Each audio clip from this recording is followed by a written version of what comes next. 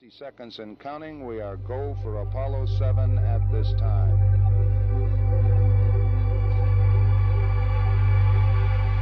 T-minus 50 seconds. The vehicle now pressurized, and the vehicle is go, as is the spacecraft.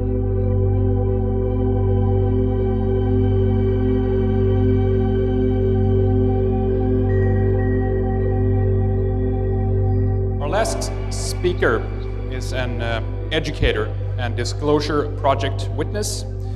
She became the first female executive in an aerospace company, where she was a spokesperson for the late Dr. Wernher von Braun, a satellite consultant and manager of special projects. She is executive director of Peace and Emergency Action Coalition for Earth, PEACE for short. She is the founder of Institute for Security and Cooperation in Outer Space. She is an ambassador for the International Association of Educators for World Peace and a UN NGO in consultative status with the UN Economic and Social Council. Her website is peaceinspace.com. She has been tremendously instrumental as an insider of sorts to help get the word out and warn about how a potential fake ET threat would be used against us. Something that was issued as a warning by German rocket scientist Wernher von Braun during his time at NASA. She has also testified before Congress on many occasions about space-based weapons. Please give a round of applause for Dr. Carol Rosin. Thank you.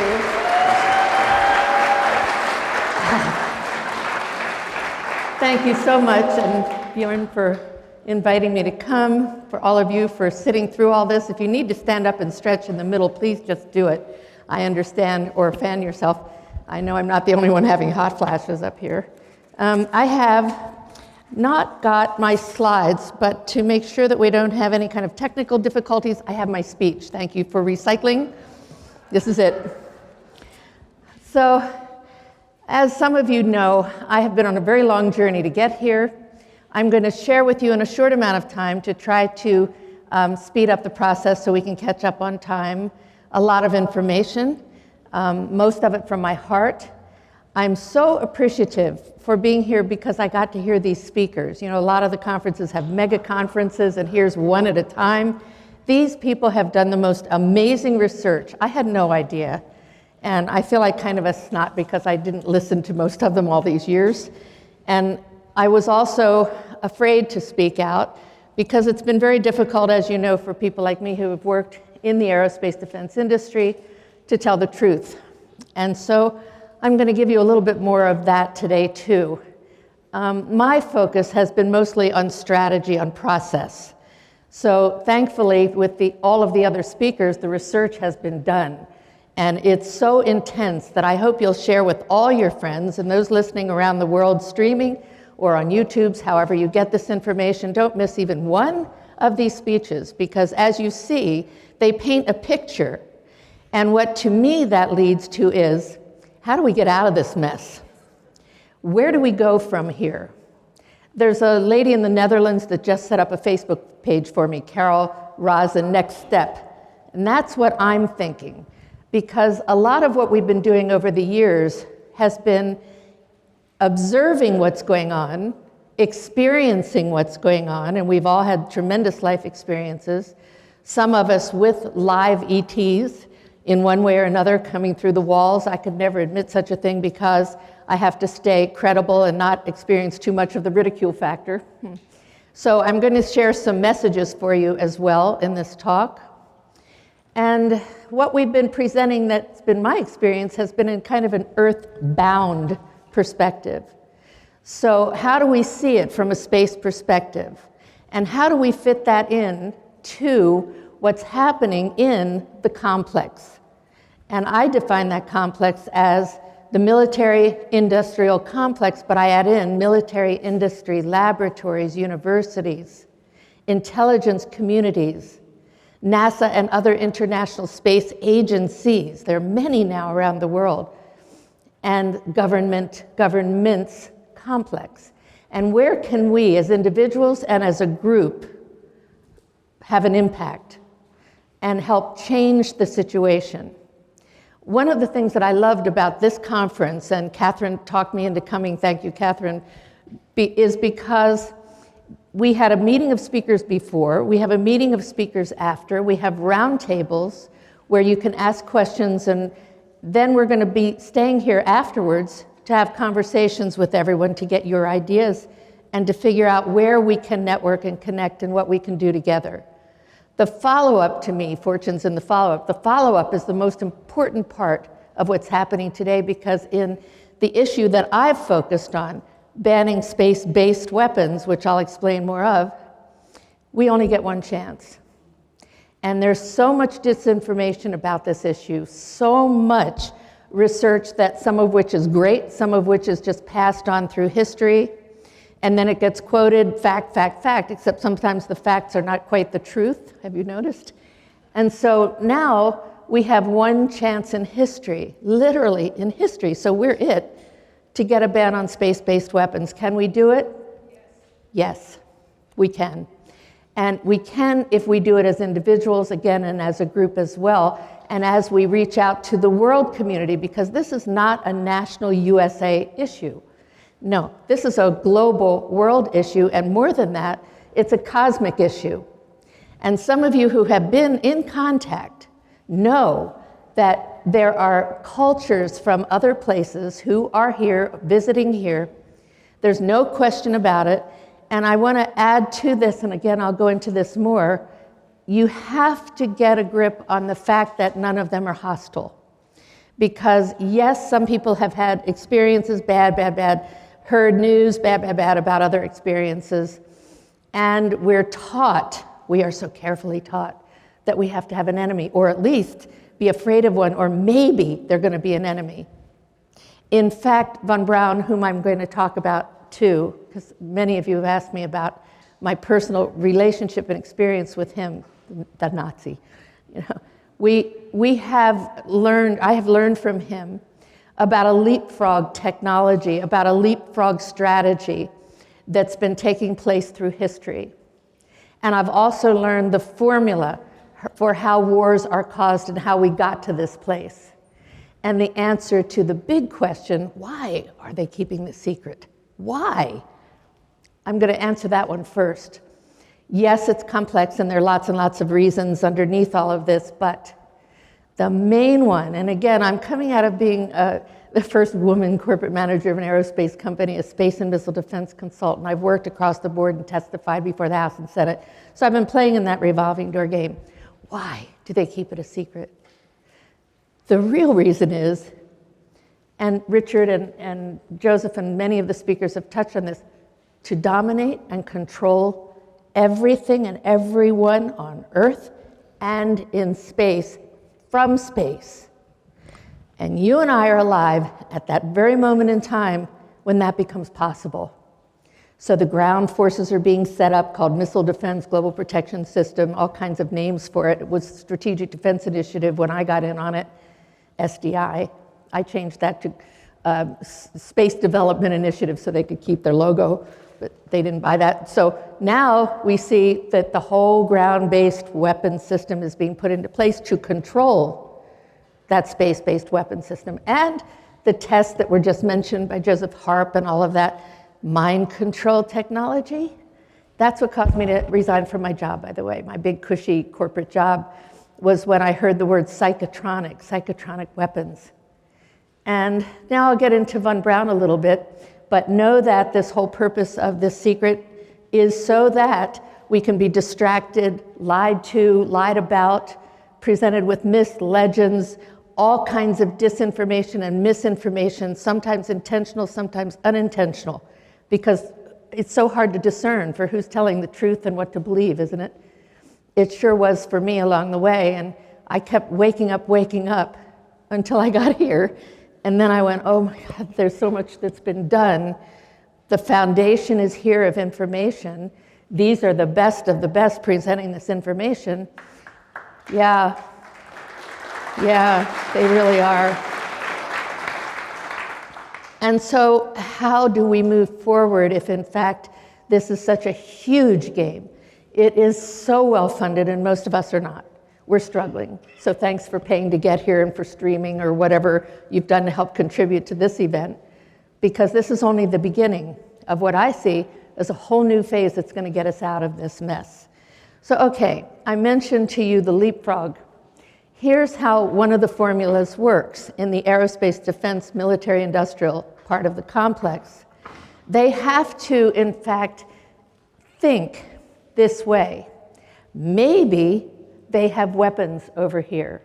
Maybe they're going to. In our case, I just called one of the people that works in one of these defense organizations before I came here, and I said, okay, years ago, you said to me, I have a secret, and if only I could tell you, you'd really understand what's going on. So what was your secret? Can you tell me now, 10 years later? And he said, well, now Snowden's done it.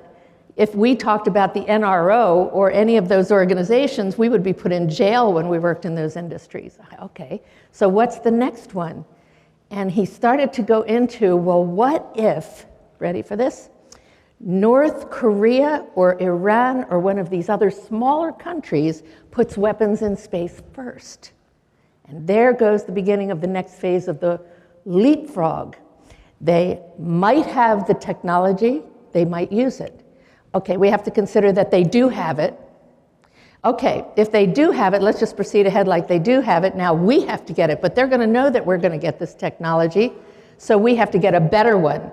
And then they have to get a better one, so okay, by the time they're finished, these countries are enemies, enemies, enemies, and they're really super afraid of these countries. Now, what do we do about that?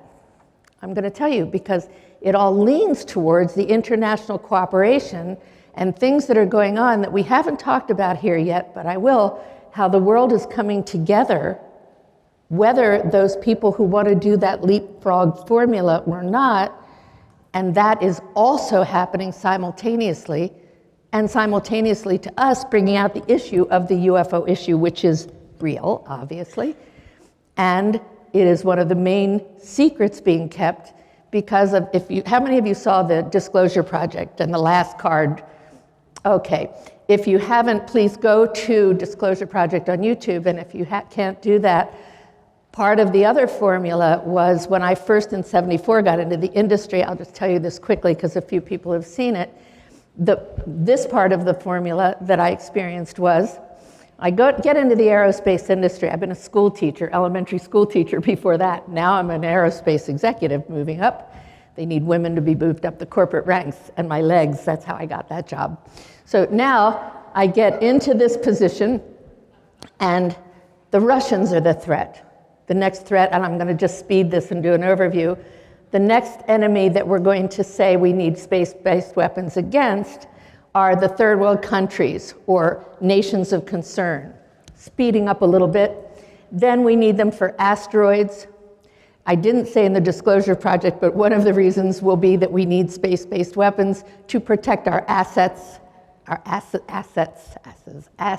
in space. And then the last card will be pulled when people stop believing that we have this enemy and that enemy. Notice, however old you are, how many wars you've been through. We just keep moving on to the next war. And in each war, they're doing the next weapon system, part of the formula. Keeps the aerospace defense industry, military industrial complex going, feeds the university students with something that they think they might be able to get a job in later, gives NASA and the other space organizations a vision that they can fit their civilian public relations space program into. And now the last card is going to be the alien threat. And it's all a lie. It doesn't exist. And if you're believing that, you need therapy or you need to get some facts. So you really have to get this, because if you don't, and you go out now after today and say, well, maybe the national security system might need a weapon, or I heard my friend had a really bad experience of blah, blah, blah. That feeds that war game. Part of that leapfrog technology is that they incorporate the kinds of things that we say. I'm going to show you in a couple of minutes a document that's going to get me in a lot of trouble, because it came out of the Heritage Foundation, and I tried to testify with it after I testified before the Senate Armed Services Committee one time. I brought this out and said, here, this is going to be submitted as my written part of my testimony. And I'll never forget a couple of senators coming down to me and saying, well, we can't put that in there. We know the Heritage Foundation didn't write that. But it says HF, and it's got all their logos of someone in there sneaked it to me on a corner one day. I said, no, this isn't, and they said, you wrote it. I wrote it? You know, I'm coming out of a 6th grade classroom. I'm being overwhelmed by Werner von Braun, and I'm supposed to give his speeches for him. I wrote that and testified with it in 1983. And they said, yes, you must have written this. No. What I did do with it, since they wouldn't let me present it, I don't think it ever did get onto the congressional record, because it was the formula that I'm sharing with you, many parts of it, I mirrored it for years. People that would come along and say, okay, where can I help? What can I do? We ended up in a 3-story building in Washington. We were just funding it with speeches and writing and whatever we could. And we mirrored what it said in this. And it was how to in fact, one of the quotes in it is, we will steal the language of the arms control community regardless of the merits or non-merits of the system. So you notice they use our language, which is why I'm saying you don't know how important not only your thoughts are, but how you present this issue. We must not come from fear. We must come from a higher vision, a better, even if you are scared and you believe it, please, at least come out with what you can. Remember the word imagine here? Imagine what it could be in space. What is in space and what could be in space is where you and I need to go with this issue. What is and what can be in space. Imagine it. Get your children to draw it. They know what it can be. And that's how we have to present that leapfrog, because otherwise they're going to keep using our words. Well, look, he says we might need this because maybe we need it for national security. And that's a very normal, very intelligent perspective. That's not a stupid perspective. That is a real perspective, but it isn't going to change anything. I can tell you that right now. It's going to be used. And another formula that I want to share with you before I get into parts on von Braun is there's another part of this.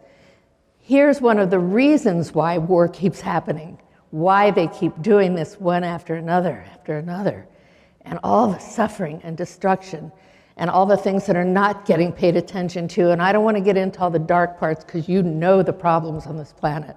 I don't think there's anyone in here that doesn't know it because it's all been put into our minds. In fact, it's actually happening. We could experience total obliteration. You want me to get really dark? By any one of a number of man-made or natural disasters right now. And I don't think there are too many of us that don't know that. I mean, this is something serious that's going on this planet. However, again, one of the reasons that we keep going into war is they have to dump the old weapons, test the new ones, and rationalize the budget for the next set of weapons. You hear how simple that is? And that's the way it goes. They have a war. You will see they had to dump the old weapons system. They've now done a lot of R&D, put all that money, where's that money going? A lot of money going into the research and development programs. The space-based weapons program, by the way, is one of the biggest R&D programs in recorded history. It's just like everyone's been saying here, hidden back in the budgets.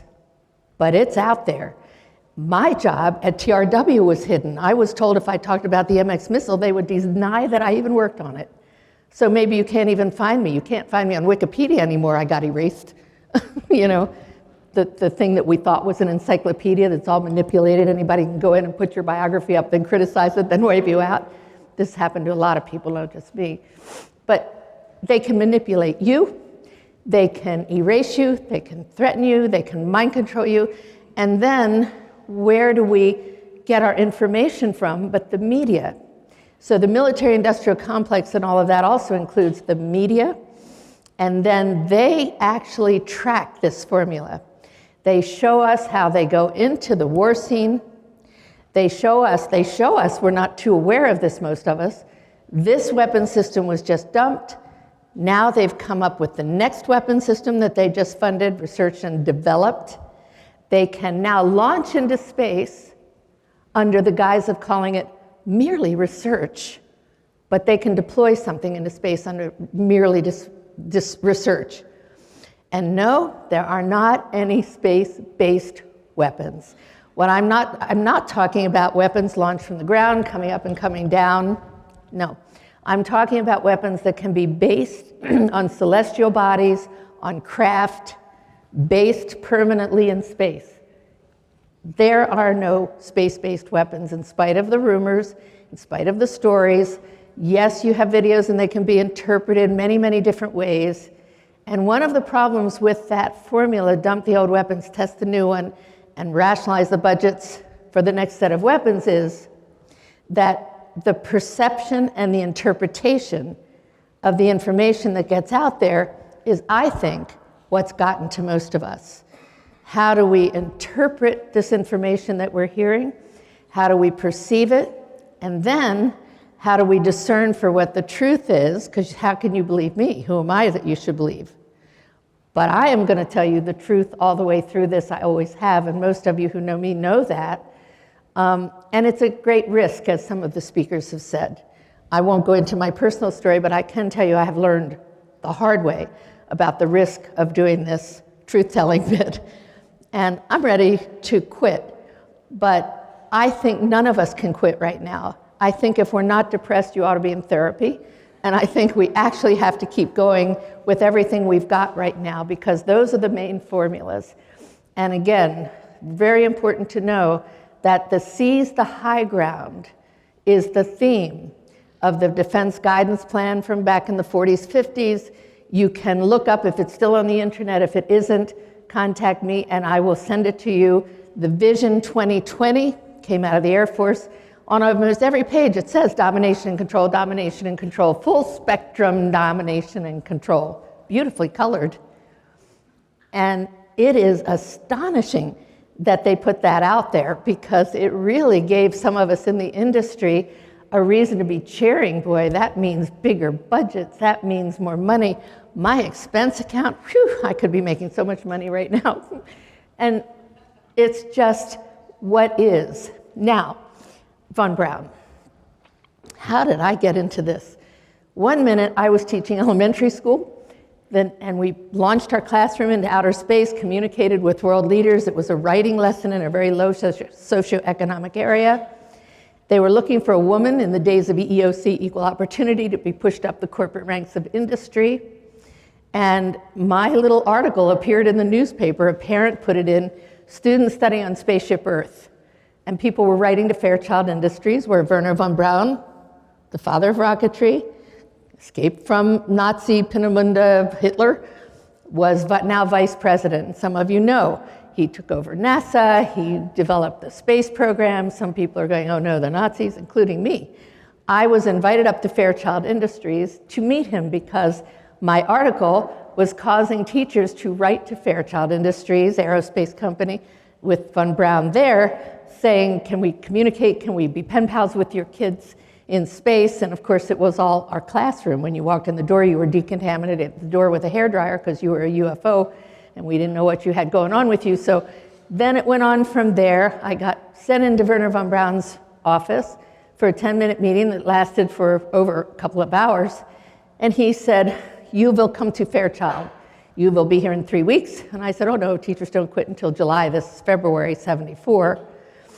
And he was mesmerizing.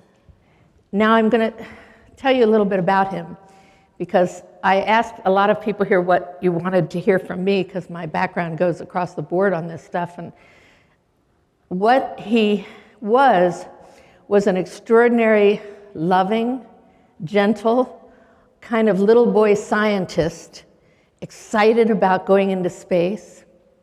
He told me stories, many, many stories, of how they actually did what he called escape and get to America. How when they were first brought here, when he left Peenemünde, they were put in barracks. Actually, they were hospital barracks that were not being used in Fort Bliss, Texas. And that's where they had to stay. They weren't allowed to talk to people or see anybody. They met a few little handful of people that would invite them for barbecues that, and got to know them somewhat, one of whom I'll tell you about, Lieutenant Colonel Winterstein, who died not too long ago, just within the last couple of years at 90-something, 93, I think. These scientists and engineers that came over here were all really rocket scientists. They just wanted to explore space, go out into space, and they wanted to live in peace. They had been through it. And you know, if you think, okay, maybe he worked, obviously he worked. I mean, you have to know he worked at the Nazis. I mean, you have to get a grip on that for sure. But then when people wake up, like me included, who are in the aerospace defense industry, believing that national security is what it's all about, and we need to protect everybody and whatever. And they came over as patriotic Americans, inevitably. They would have done anything for here, for in America. And the fact of the matter is, they were ridiculed. Once again, they were lied to, lied about. They had to then work on missiles, and they wanted to work on spacecraft. After Sputnik went up, the Russian Sputnik satellite, they got to do theirs. They were actually building it secretively in a closet because they just couldn't stop building these spacecrafts. They were really like little boys with space toys. And they had their families here. It was very, very hard on them. And when he would describe that to me, most of the time he was in tears. And again, you may know, when I met him, he was dying of cancer. So we didn't know how long he was going to live. And so that made it an even more intense conversation, because there were a lot of truths that he wanted to get out. And the main message of truth was that the way to get to peace is by developing peace in space. But it was very hard for them to get that message out, because von Braun was really the spokesperson for the group. And he had a lovely, charming personality. And so he made jokes all the time, he smoked cigarettes too much, and he was kind of a person that would have done anything to get this message out. And I was the person that he said, you will come to Fairchild and you will prevent the weaponization of space to. And what was his reason for that? Picture that I'm sitting across from his desk in his office, and he was scribbling on a piece of paper the whole time he was talking to me. And at the end, he ripped off this end of the paper, and it had the word humor in little circles. And he said, it's going to get so serious at some point that you've got to maintain your sense of humor. And before I left, you may have seen my husband on the Disclosure Project, if you saw it. He was the actor who introduced Stephen Greer in the Disclosure Project. And I was so lucky to be a witness on that. As you can probably see, I'm sort of a reluctant traveler. I'm, believe it or not, actually a kind of quiet person on the shy side of life. I really don't like speaking very much, but I know that this has to come out. So there I was at the Disclosure Project, and thankfully Danny Sheehan was there. And so we sat on one end of the table, and I said, turn the lights away from me, so, let the other people be seen. I'll hide over here behind you, Danny. Two white-haired people, they won't notice me. So that's kind of how the Disclosure Project went. And at that Disclosure Project is where I got to see that there were more people than just me who have had these experiences, and they have credentials, and they should be respected. And everybody in the world should be able to hear these witnesses too, just like the speakers here. So do spread that around, disclosureproject.org. You can see on YouTube or read their testimonies. It's amazing, the credentialed people that come out about this subject. And von Braun, who had some secrets about this and would only be able to talk to me between the lines about this issue because of the threats and because they were really afraid of what they could say, obviously knew that there was a reality here, because he was constantly steering me into the direction of what we now call in the treaty that I'm going to make available to you over here. You see a stack of papers that will ban all space-based weapons. Von Braun wanted to do nothing more towards the end than prevent the weaponization of space. At the Disclosure Project, we heard all kinds of testimonies from people who have had real experiences. My only testimony was a von Braun statement. That was the one I kind of started with about the wars and how they were developing up to the last card. The last card would be the alien threat, and it's all a lie. And boy, did It's All a Lie go out all over. I didn't even really know what Facebook was at the time, and I started getting so many, literally thousands of emails from people saying, yes, it's all a lie, what do we do? And that's what we know. We know it's a lie. There's so many lies. How do we get, again, above that? That's what von Braun wanted us to focus on. And now I really get it. There are so many pieces of the vision that he put out before, when he first started talking about this issue at NASA. They didn't have anything like booklets on just the spin-offs of space. I'm going to go over this with you a little bit later, but I want you to see you can get these books free, or they can download them for you. They are so beautiful. These are NASA spin-off books. They have them for every year. I have them back about 10 years now. They didn't have them, of course, when he was around like this. But again, you can download them right onto your computer if you go to the NASA main website, and on it are all these amazing benefits that come from space technology and information services. To health, education, to security, to environmental issues. It's all in here. To safety of all kinds, safety issues, to our evolution and growth, spiritually, psychologically, socially, on Earth and into space. When you go through this kind of information, and you get this again from the NASA website, you actually get a vision of what's going on in space and what's possible to go into space. How many of you have copies of this or have seen this book, these books? One. That's part of the problem of, I think, this secret space program and UFO issue, because the vision is, to me, as big a secret as is the UFO issue. And I'll tell you why that's so important. The vision. Von Braun, of course, we know, anyone who knows him or knows of him, was one of the greatest visionaries of our time. I didn't even have such a huge appreciation of him until after he was gone, because I didn't know. I was so absorbed in the fact that I was sitting in an aerospace company and they made me buy a big car, and I had an office with a couch and a desk, and I asked them to take the bomber airplane pictures off the wall. That's kind of where I was at that time, in a miniskirt. It wasn't like I was real sophisticated in all of this.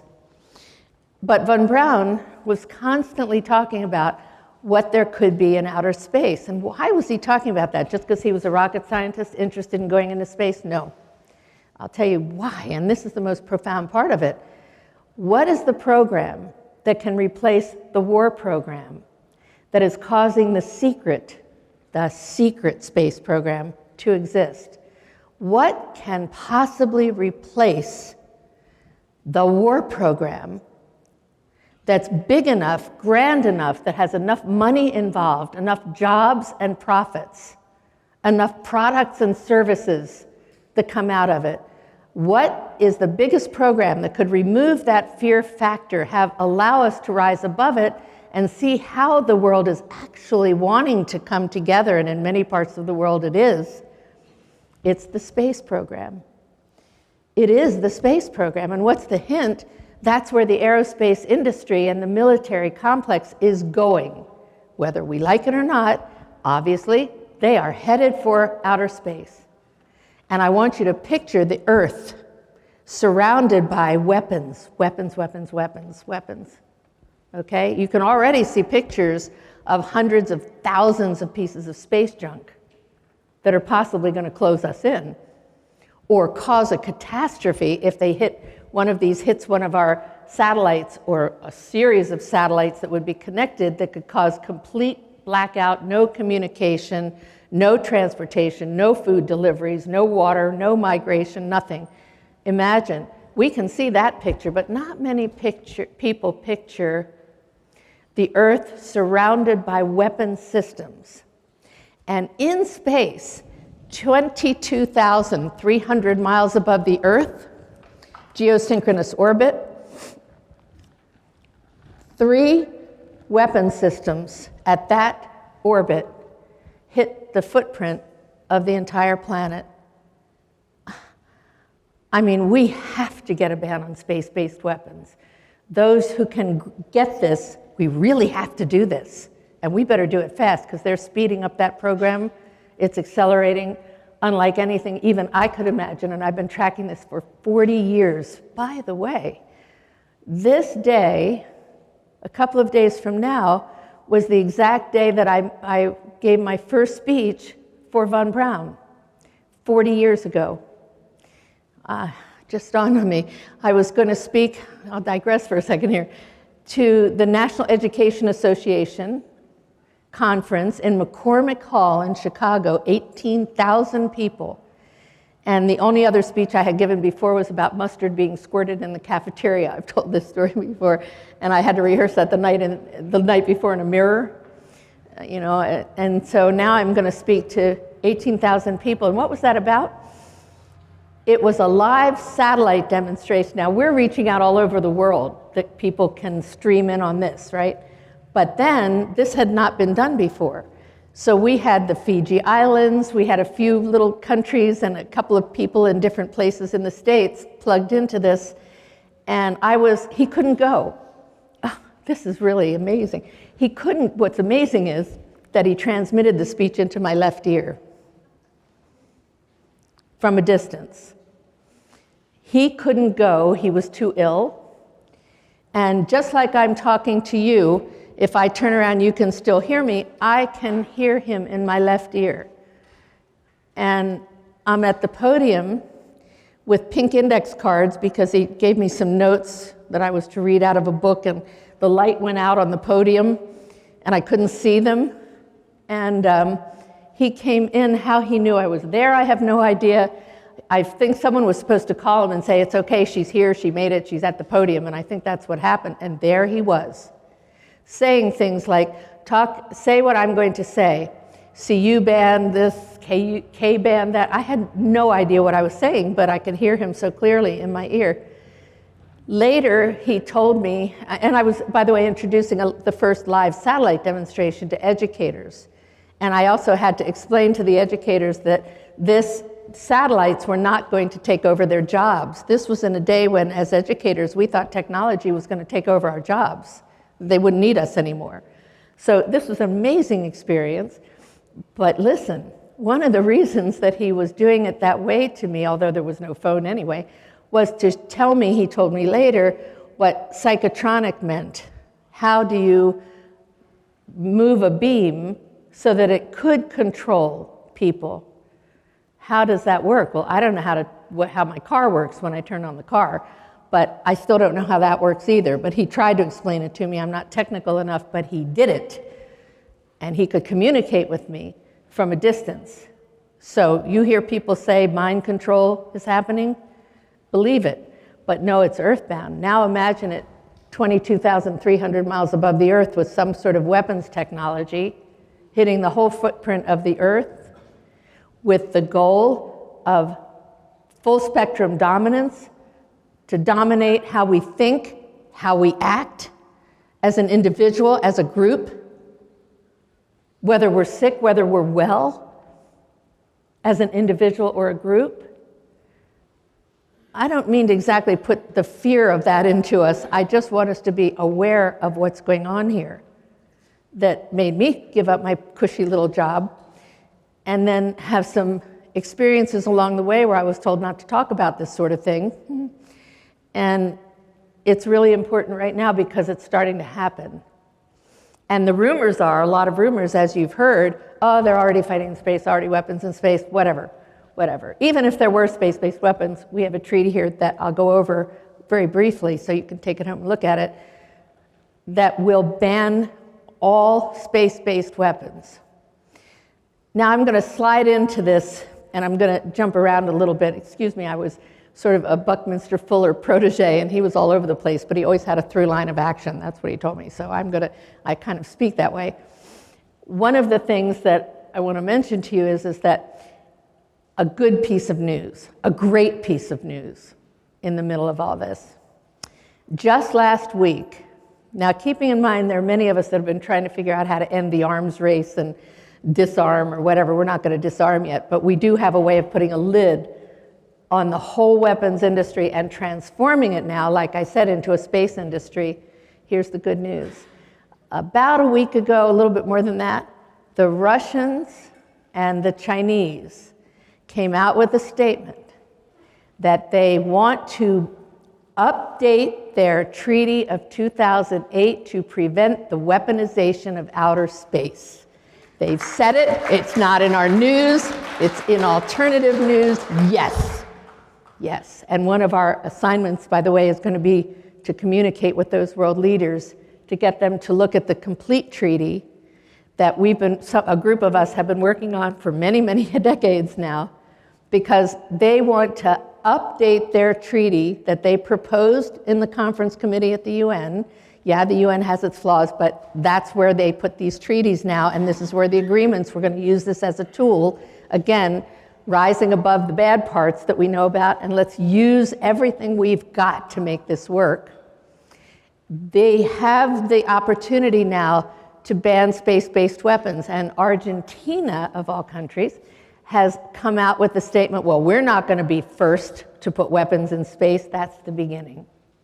The way this new treaty is written is it will, in fact, only need 9 world leaders. That's the way this one's written. Now, they may modify it when they get into their conference committee, but you and I have to get them copies of this.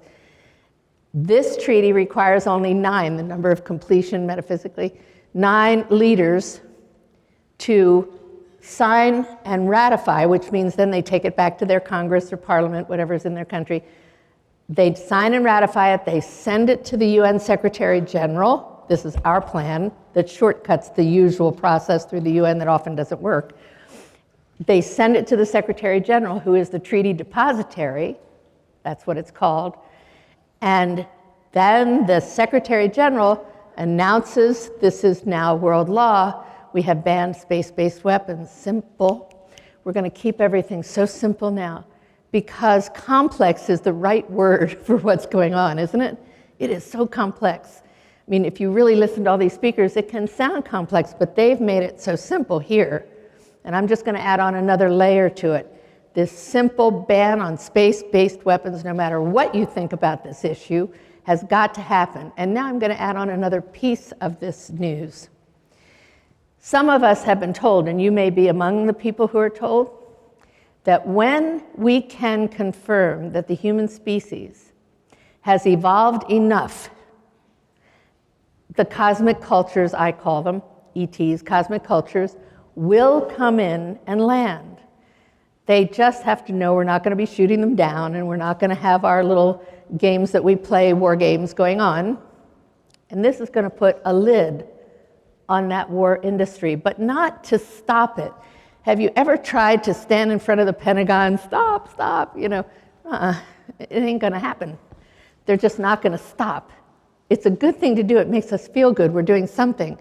But they're going to keep going unless, like I learned as an elementary school teacher, and some of you parents have learned if you have children, you give them something else to do when they're fighting. And then generally, they will want something else to do, unless they need further help.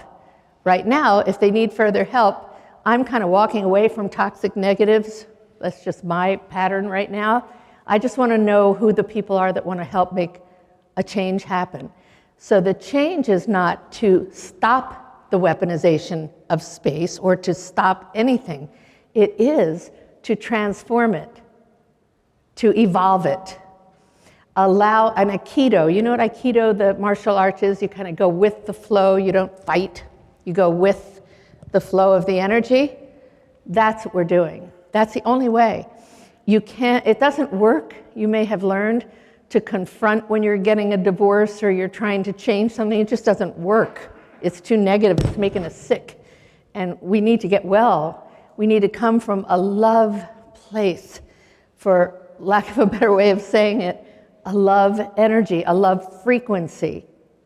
If we stay in that earthbound frequency that's confused at best and negative at worst, with negative thoughts included, we're going to keep getting sicker our environment's going to keep getting sicker. We're not going to be able to come up with the innovations and breakthroughs that we know are possible. And we can do it. Do I have a time? You want me over here. I haven't done my Botox. I should not be here. Okay, sorry. We really have to come up with another vision. And the vision includes an aikido of how we evolve into outer space. And that's what this conference to me is about. Yeah, it's about politics, economics, it's about history, it's about all the ways that we got from there to here. Oh, is that important? Some people say you have to know the history in order to not make it happen again. I'm not so sure, because a lot of people know the history and things keep happening too. But my reasoning is that we haven't had anything big enough to replace the war industry and mindset. And that's what Wernher von Braun was about. In spite of these Nazi rumors, I almost can't hear it. I feel so sorry for these people. And I feel sorry for anybody that's getting persecuted, that's just trying to tell the truth, or getting put down, or ridiculed, or separated from family and friends because of it, let alone from a job, or from your own healthy, happy life, which we all want to have, but it's pretty hard to when you see what's going on this planet, isn't it? So what von Braun was about was an amplified version, and it got injected into me. Here's a man draining with tubes coming out of his body, and he's saying you have to keep weapons out of space, and there's a bigger game, and it's called outer space, and there are benefits and opportunities, unlimited. More jobs and profits than during any hot or cold war time, more products and services that can be applied directly to solving problems, not just as spin-offs, but the spin-offs are huge of the space program. Would we even be standing here talking to the world if it wasn't for the space program? No way. On our computers, no way. It's all results of the space program. Some of it comes right out of the military industrial complex. And so when we talk about this issue, another little point to add in is we don't talk about the militarization of space. It's different from the militarization of Earth. The militarization of space is not based on weapons so far. The plans are, yes, but the reality can change because of us. It's the weaponization. And for years, some of us tried to use that language, and now you will start to hear it. I even heard it come out of China and Russia. I was so happy this last couple of weeks.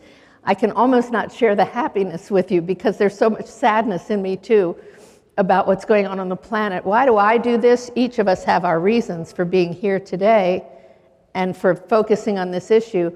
Mine is 500 million orphans. How could that be?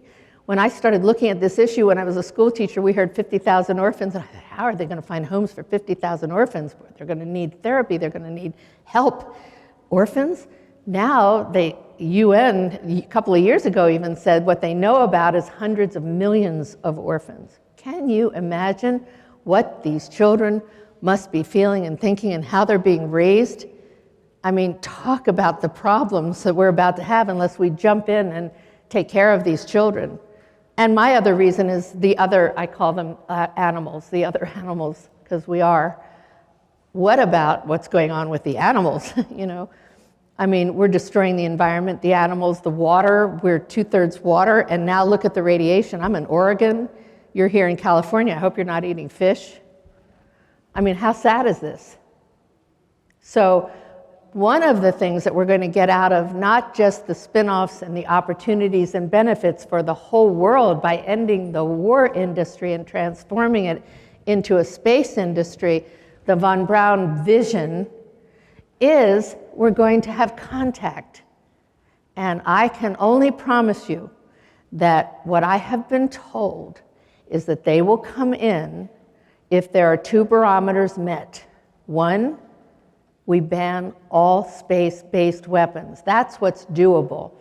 If you talk, yes, we need to get rid of nukes, we need to get rid of drones. Most of the activists jumped in when it was too late to stop it.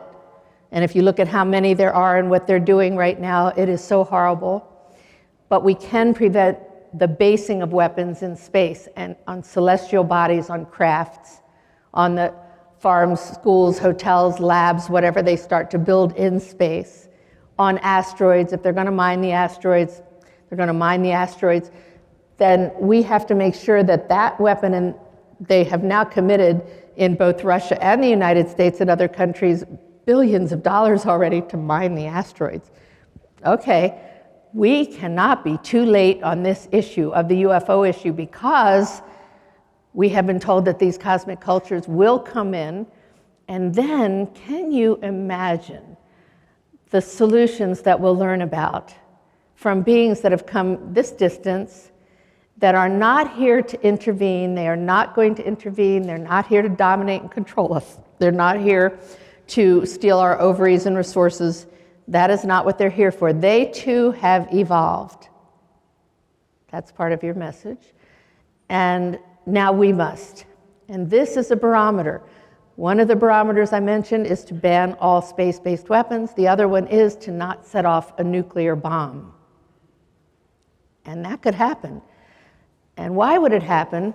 Because the people like us who are hearing the lectures from the secret space program event have not dealt with this part of the issue, the overlay to the issue.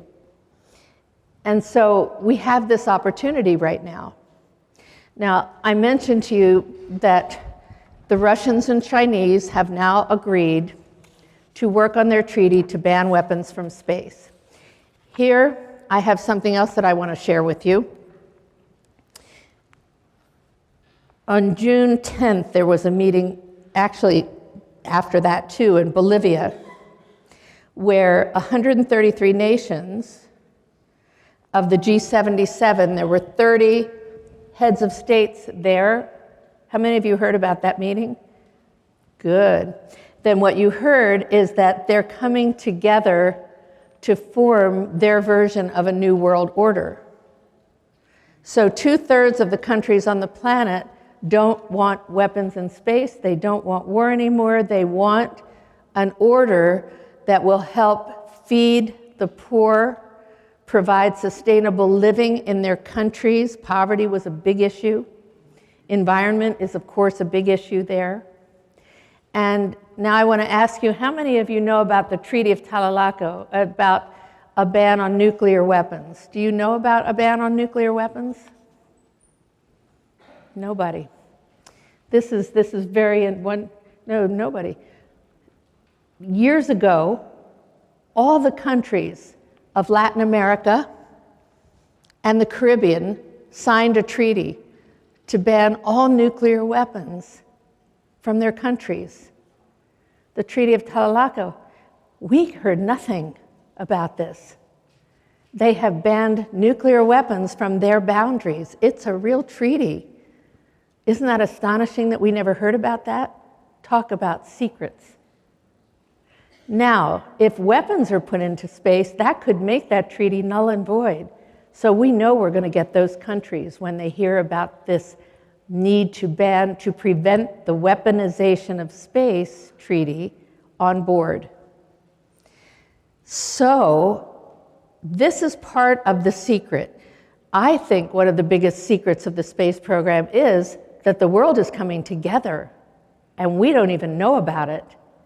We don't know what the benefits and opportunities are of space because you haven't yet downloaded the space spin-off books. Do it, because it's free. We haven't made contact with world leaders. And this is one of the things I want to mention to you too that needs to get done. We need to reach out to world leaders. Now, Steve Bassett has done the most amazing job working to get to the Congress. Thank heavens. And I worked the Congress for years, and now I realize that we need world support to reach the Congress. We need help. And one of the things that we can do, you and I, is start to contact world leaders, heads of the man-made boundaries we call countries, and say to them, whatever you want to say about what you've learned here, knowing that we have to be very careful because some of them are not quite ready, as you may know, to hear about the UFO issue, so that's why I call it cosmic cultures, but I think it's time. And if we come across as credible, as not just sincere, not being against them, but for them. If we find out what there is in their self-interest, what is in the interest of these leaders, we have a real chance of not just disclosing the UFO issue, but getting official disclosure on this issue. Basically, the UFO issue has been disclosed. I mean, look at these witnesses in these meetings, the Citizen Summit and all these, the disclosure projects and all these things that have happened. And here, the information is out there. It needs a foundation for what to do. Okay, now we know this information. They cannot be allowed to get away with doing what they're doing anymore. But if we say it that way, that's confrontational. And I don't really care whether you say it that way or not. I'm a bit confrontational myself. And I have a mouth on me that's not on film on occasion too. But that's because I am so darn angry at what's going on this planet. I am so sad. My husband couldn't even come. He is so depressed about this, and he thinks there's no way we're going to change anything. And again, he's a sophisticated 82-year-old. He's a scholar, a former actor. Absolutely convinced there's nothing we can do to change anything because the warriors love blood and guts. The war game is so well funded. It is so complex, and the people in the streets don't know about the space issue or the cosmic culture issue. They don't know about the secret space program. How can they? There's only a small group of us who know. My version of that is, if you ever saw the biography of this person, I have to look at it in the third person, you can't believe how many things one person can do in a lifetime. You just can't believe it. And you can do it, and I can do it. We just have to get up and do this. What is this? My version is one simple thing. And yes, there are many things, and I don't mean to stop doing the things, feeding the children, taking care, going inside, doing all the things that we have to do to evolve ourselves and stay sane and healthy as best we can on this planet. But I mean, one thing that we can do to change the game, to break through, to break out, to make our civilization break up into space so that we can live peacefully on Earth, is get that treaty signed. Just get it signed. It's a simple thing to do, but it will, again, put a lid on the war industry while Aikido, while allowing it to transform into a space industry. And if you don't know what that means, read a little bit more about that too, because I don't have time in this short amount of time to tell you all the things that are going on in space, but there are entrepreneurs building space hospitals, schools, hotels, labs, farms, industries in space. And that may sound a bit far out when there's so much suffering on the planet, but guess what? That's the replacement for the war game. That's the replacement that's going to allow the secrets to emerge as truth. And how are we ever going to get to the truth finally? How will we ever get to the truth? How will you know what the truth is? How do you know to believe me when I say none of them are hostile? Are you in your mind saying, oh yeah, right, she doesn't know what I know? I do know that. I do know that. So I'm sharing it with those of you who can hear it in that frequency, because it is possible to live in peace and to live in a love state and frequency. It is possible. And if you do it yourself, instead of dealing with whatever the negatives are, if you can at least get into that frame of mind and that frequency, you can get that these beings have already gotten there, and that's why we're not taken over in spite of rumors. We're not having right now, by the way, they did do experimenting, I should add this, years ago, but now they have figured out why we are the way they are, which is why they were doing the experimenting. Let me give you another piece, because this keeps coming through me. The reason they did is they were trying to figure out why some humans sit in the light, the Durga energy, and why some sit in the Kali energy and fight. Why? They got that we're all egos, and they are too. So they have lives, and they concentrate, and they communicate, and they think, and they learn. And so do we. But if we're involved in a lot of the other issues, and the people who have valid reasons, obviously, to be, who are the ones that are going to carry these messages out and get them to the world leaders, who are the ones who make the decisions? Who makes the decisions? And how are we ever going to reach the US Congress if they can keep saying to us, oh yeah, but Iran and North Korea, by the way, I have talked with people in Iran at the top levels, and they would just as soon sign a treaty to ban weapons from space. I feel terrible that even though they see all the nuclear accidents, they're going for more nukes around the world too. But I've been told that that's not going to stop as long as they plan on taking nuclear propulsion and all that into space. And we know that they're alternative energies, and we're going to hear Thomas Bearden tonight at 7 o'clock, so be sure he'll give us one of his presentations too, brief one but important. We know that the alternatives exist to the problems on the planet, but what hasn't happened, as I can see it coming out of the aerospace industry, is the vision, the von Braun kind of vision, the vision that all of us have for what's possible, what exists in outer space, what's possible of a peaceful nature, a love nature, and finally I want to just share with you what happens in the industry is these reports are the secrets. See this little, I have several of these. Now I'm in trouble. This one is not for release.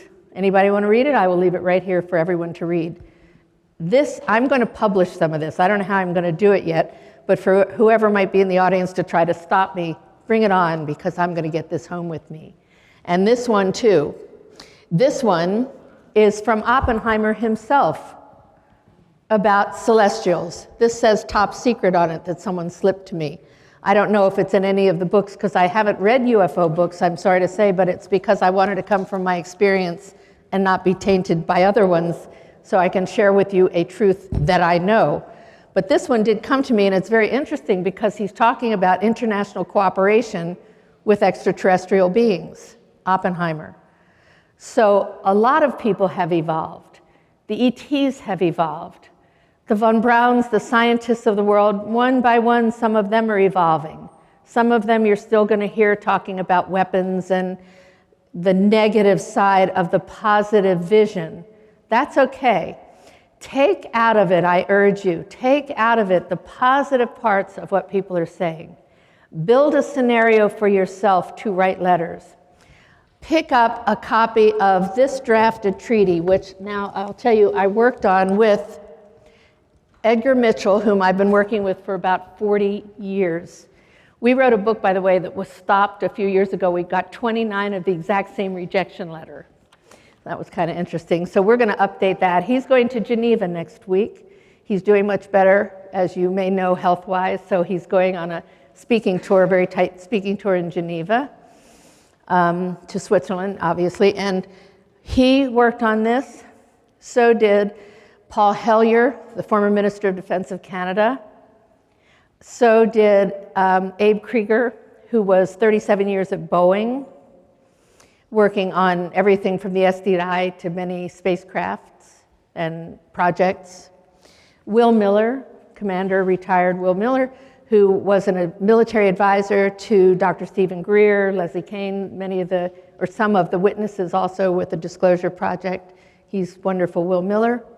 And Dr. Scott Jones, some of you may know, he was a senior advisor to Senator Claiborne Pell, the senior ranking senator, the late now senior ranking Senator Claiborne Pell.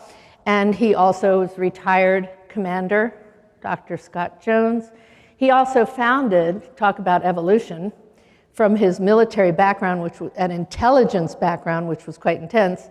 He founded the Peace and Emergency Action Coalition for Earth, acronym PEACE, PEACE Inc., for which I'm now executive director, so that we have a nonprofit. And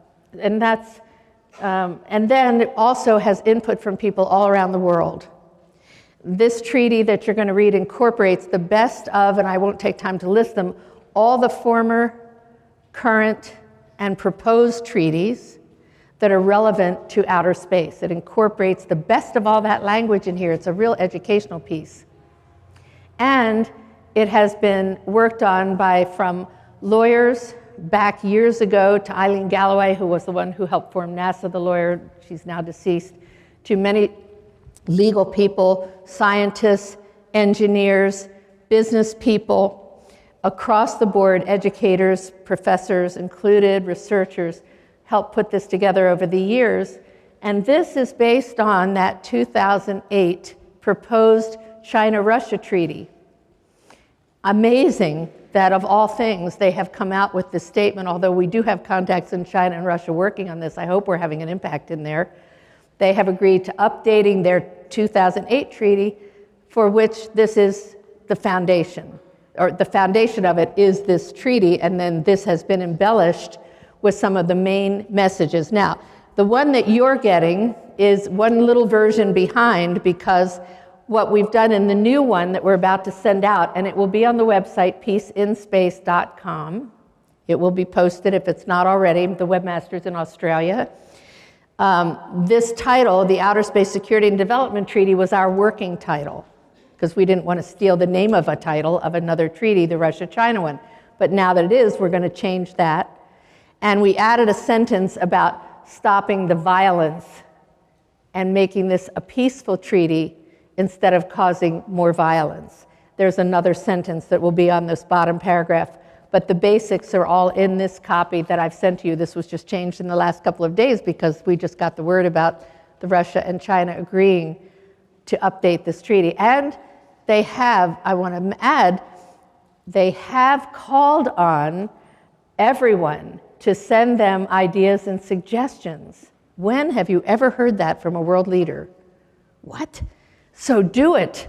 Find the way to get in touch with Putin, whom I happen to love a lot of the things that he does and a lot that he doesn't. Same with China, same with any leader, especially when he takes his shirt off and rides bareback horseback.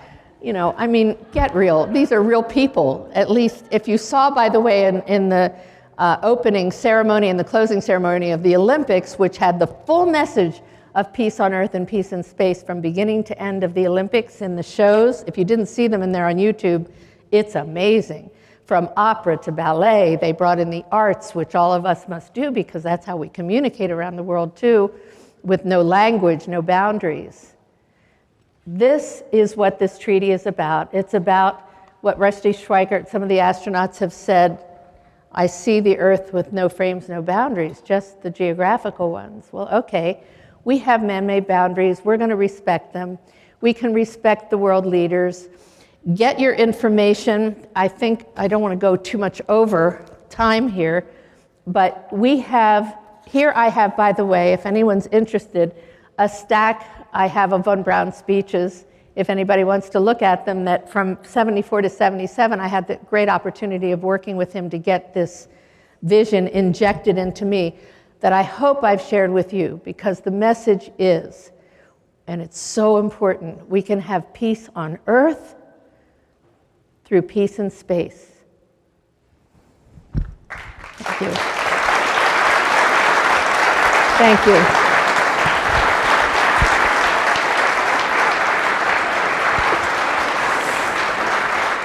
Thank you. Okay. Thank you very much. Thank you. All reports look good from here in the blockhouse at this time. All aspects of the mission go, T-minus 30 seconds and counting. We'll get ignition of those 8 engines in the first stage at